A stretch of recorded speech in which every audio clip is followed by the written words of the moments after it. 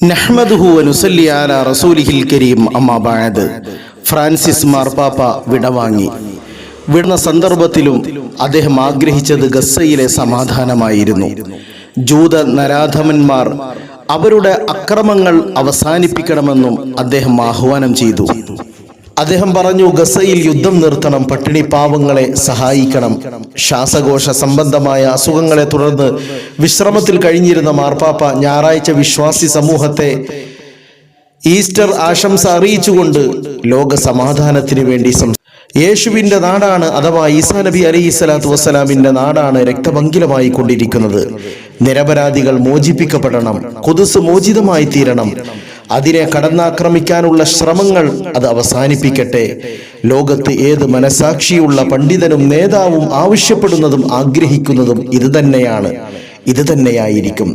ലോക സമാധാനത്തിന് വേണ്ടി നമുക്ക് കൈകോർക്കാം, പ്രയത്നിക്കാം, പ്രാർത്ഥിക്കാം. സമാധാനം നശിപ്പിച്ചുകൊണ്ടിരിക്കുന്ന നരാധമന്മാരെ റബ്ബ് സുബ്ഹാനഹു വ തആല പരാജയപ്പെടുത്തുമാറാകട്ടെ. അല്ലാഹുമ്മ അഇസ്സ ലി അഹ്ലിൽ ഗസ്സ, അല്ലാഹുമ്മ അഇസ്സൽ ഇസ്ലാമ വൽ മുസ്ലിമീൻ വഅദില്ല ശിർക വൽ മുശ്രികീൻ. ആമീൻ ബിറഹ്മതിക യാ അർഹമർ റഹീമീൻ.